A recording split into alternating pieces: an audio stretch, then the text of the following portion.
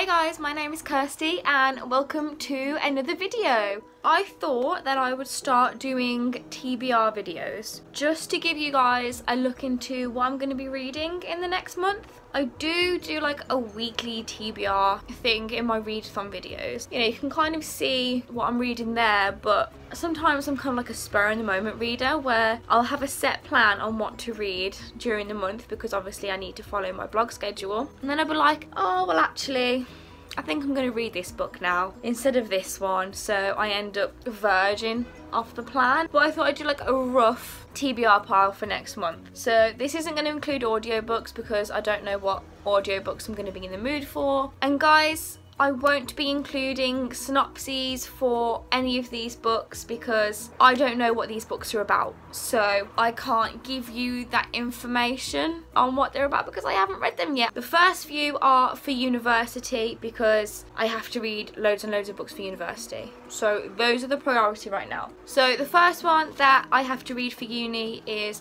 Rebecca by Daphne du Maurier, and this is the Folio Society edition. It's got pictures in it like this. That's going to be an interesting read and I can't wait for it really because I know that it's an amazing book. Next one is Jane Eyre by Charlotte Bronte. Then we have The Monk by Matthew Lewis. Apparently this is supposed to be really boring. Yay!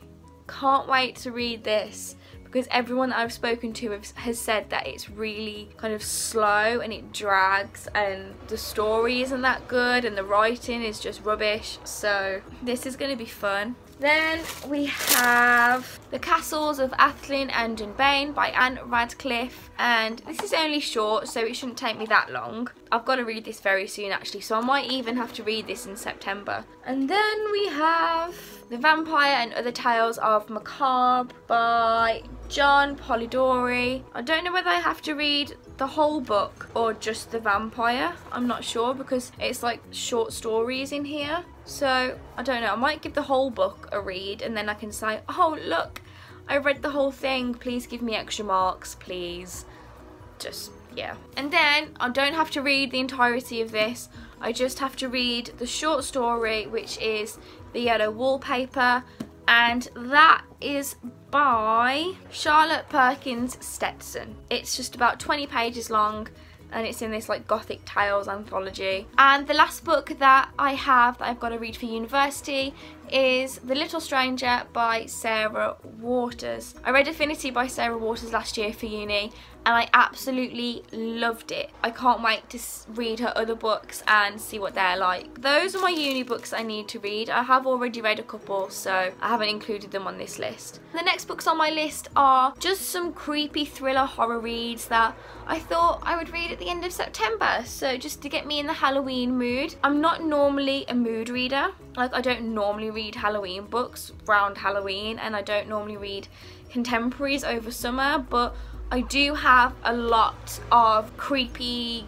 reads that I kind of have to get around to because they've just been sitting on my shelf for so long. So I thought I would take this opportunity to read some of the horror books that I've been meaning to read for ages. So the first one is Asylum by Madeleine Roux, and this is the first book in the Asylum trilogy, I think it is. And this is similar to Miss Peregrine's Home for Peculiar Children in the way that it has pictures inside the book.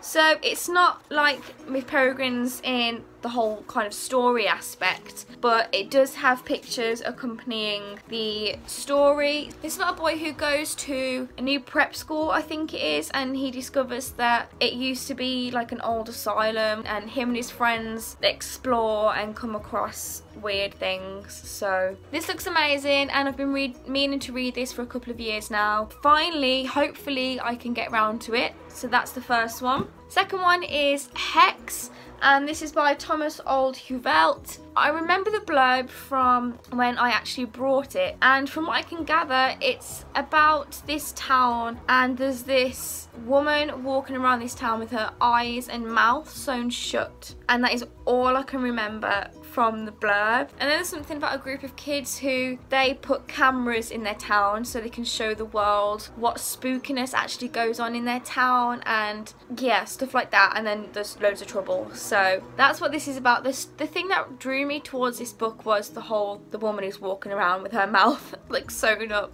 Like, that's so strange. This is going to be an interesting read.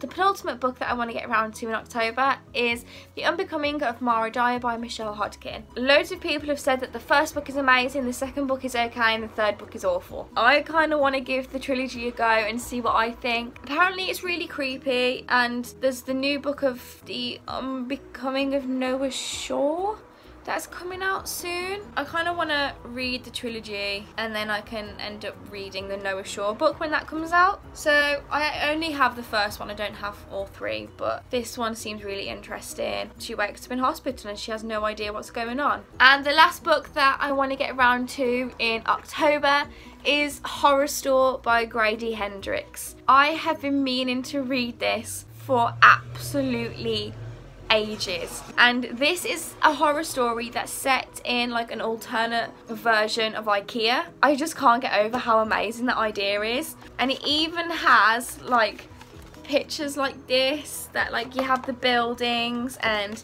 there's like a map here where you've got the kitchens, the living room stuff, and then you've got kind of product descriptions here.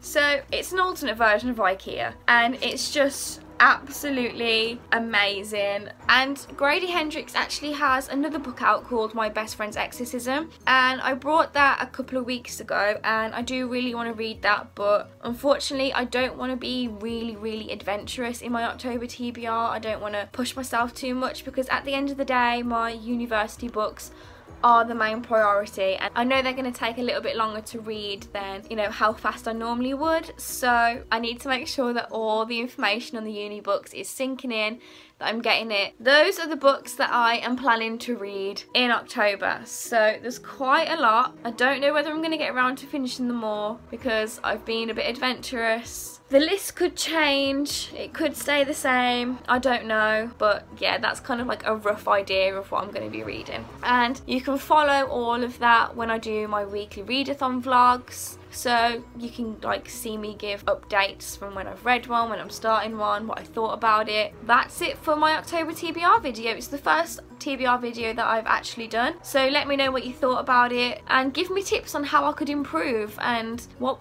you would like to see in a TBR video, because that would really help me improve my videos. And you know, I want to create videos that you guys want to watch, so let me know. So if you liked this video, please give it a big thumbs up. If you've got any comments, questions, let me know in the comments below. I do post videos Mondays, Tuesdays and Fridays, so if you click on the bell icon that's below, you will receive a notification for when a new video goes up. Thank you for watching, and I will see you in the next video. Bye!